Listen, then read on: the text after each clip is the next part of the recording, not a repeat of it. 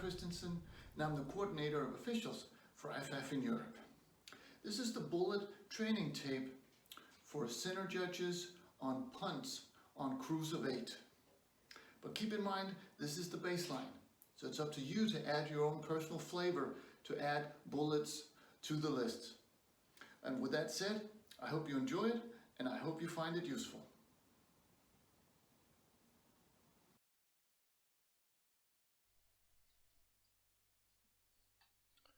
First bullet here says adjust position if needed, and this is simply just to accommodate that, sometimes it's nice to be just a little bit deeper on a punt if the kicking team lines up with the kicker 15 yards deep. So here we've got the center judge. He's 5, 10, 15, 20 yards deep, which it's nice to be just a little bit deeper than the punter.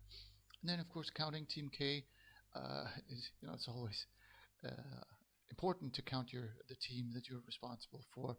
Check the numbers in the shield. Here we've got this is not a classical shield, but it's nice to know the numbers that we're responsible for. And then just like on a normal play, zoom in on the backfield. We are primarily responsible for any false starts that happen in the backfield because the wings and the umpire only look at the line of scrimmage. And then we are waiting for the ball to be snapped, which will happen here. There we go. And what we're doing now is as the bullet says, focus on backfield contact, primarily on your side of the ball, obviously, since we are splitting with the referee. But leaping, offensive holding, blocks below the waist are the typical things that we see there in the backfield.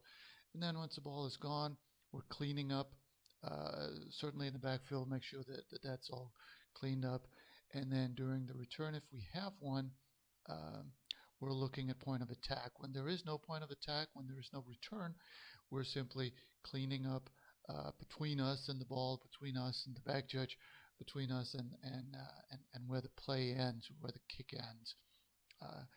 Here the kick ends right around now. So now we can go ahead and stop the clock, which the center judge does right there. Dead ball coverage tight. We're focused on we want to get down there as fast as we can. And then we get into ball relay with the umpire. It's always collaborative efforts with the umpire. And then once we get there, we're covering the ball and we're getting ready for the next play.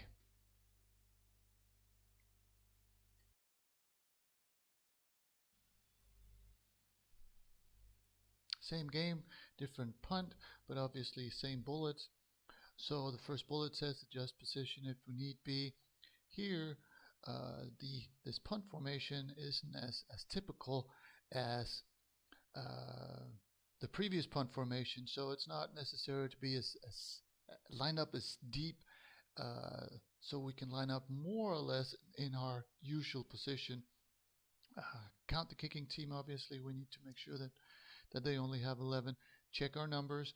Again, this is not a standard kicking team formation, so there really are nobody in the shield, but we are still focused on the false starts in the backfield.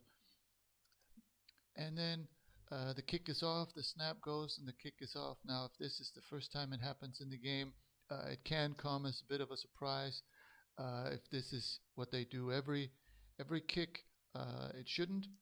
So again, our focus is in the backfield, not so much leaping potential here, but certainly offensive holding and block below the waist. And in terms of protecting the kicker is something that we're looking for. And then once the ball is gone, we're cleaning up in the backfield. We're cleaning up at the point of attack.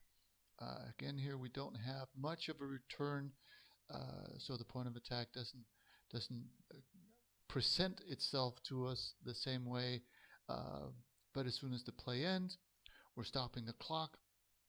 We do what we can to get down to the ball so that we can have that tight dead ball coverage. We want to know exactly what's happening around the ball and with the runner, or to the runner, and then we get to the dead ball spot, and again we're working with the umpire to get a ball down as quickly as we can,